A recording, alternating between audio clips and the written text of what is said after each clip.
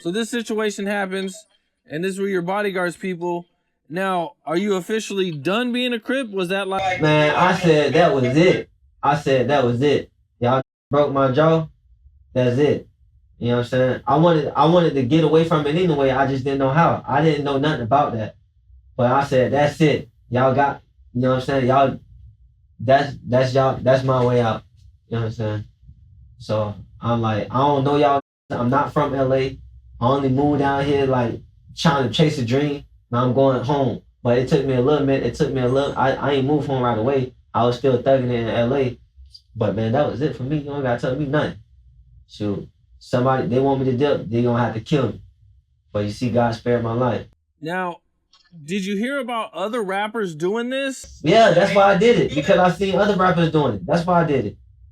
Okay, who are some other rappers that you seen doing it? Shoot, Soulja Boy was talking about the blood stuff. Chris Brown was talking about the I think blood stuff. I don't know, but all them was it 6ix9ine, all them rappers, they all in gangs or whatever. So I'm like, oh, if they could do it, then maybe I should do it. That's how I got famous in the first place. I seen one nigga do it, so I did it. So I was so desperate trying to go to the next thing. I was just doing stupid stuff. Doing anything to get on. Yeah. Damn, that's crazy. But I was really putting myself through this. You mentioned going to jail. What happens when you go to jail? Man, so when I went to jail, I got tattoos on my face and everything like that. I look just like everybody else in LA. See, I got tattoos on my face, you know, but I'm like, I'm famous or whatever. These niggas, they real gang members. Now, it's people in the jail who's already in there, who know I got jumped in the gang on the outside. So niggas like, where you from? I'm like, I'm from Florida. But in reality, I'm supposed to rep the gang that I'm in. But I didn't know that. You know, so it's like, me not repping the gang almost got me in trouble. Shoot, the nigga all in my face like, but hey, man, we don't care about that Florida stuff. You supposed to say you from here first. Then say Florida. Here's it. And then I'm like, hey, man, all right, bet. Then so, what's the name? So this one dude, he was a blood.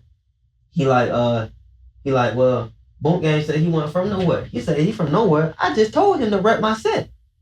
So he came back here. I'm like, man, I ain't say that, bro. He like, oh, he lying on you? He lying on the homie? Oh, he lying on the homie?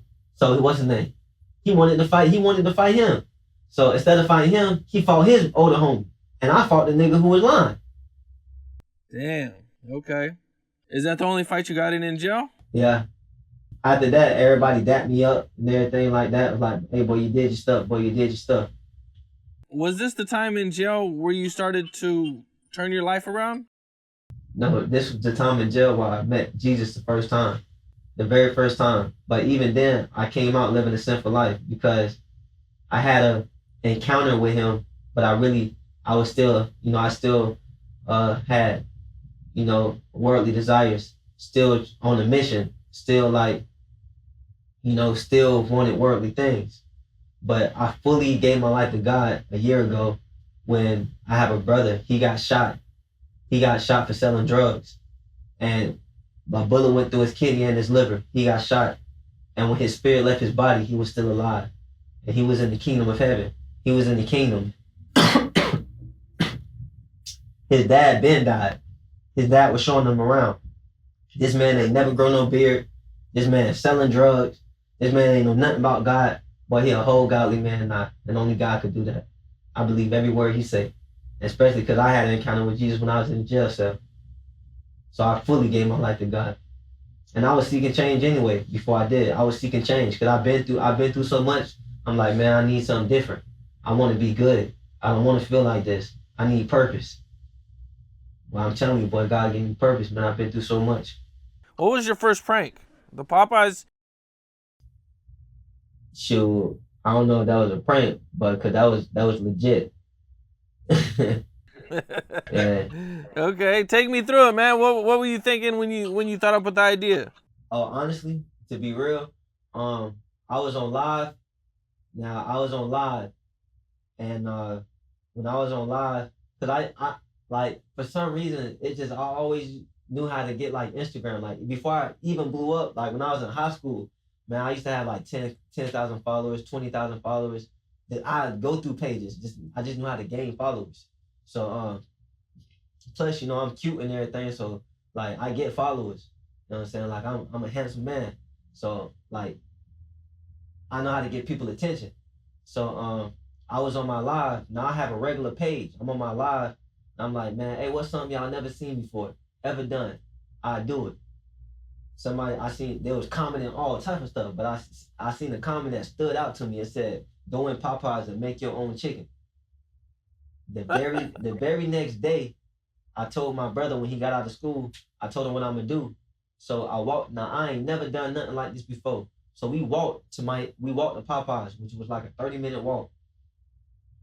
We walked. When we got there, before I got in, I'm working myself up like I'm gonna really be mad. I'm not mad, but I just worked myself up. And then when I walked in, like I walked in just snapping, cussing and everything, fixed my own chicken, and then I walked out. As I'm walking out, everybody, the whole crew followed me. He parked across the street. Get him on camera. Get him on camera. He parked across the street. But we walked. We ain't even drove. We ain't got no car. So we kept walking. But we got so far, they stopped following. They stopped following, and they turn around. When they turned around, we started running. When we ran, we went behind this U-Haul place. When we went behind the U-Haul, I uploaded it. When I uploaded it, my sister, she took it off my Instagram account. No, she asked me to send her the video. I sent her the video. She posted on her Facebook because she thought it was so funny. So when she posted on her Facebook, it went super viral. It went so viral. I'm like, well, I'm on to something. Man, I started hitting everybody who posted it, the Shade Room, celebrities, all type of stuff. I started hitting them up like, yo, this is me, this is me, this is me, this is me. I used to get excited about doing that stuff. But ever since that video went viral, I said, man, I'm going to keep doing stuff like this. Because if I could get famous, then I could get rich. And again, it don't work like that.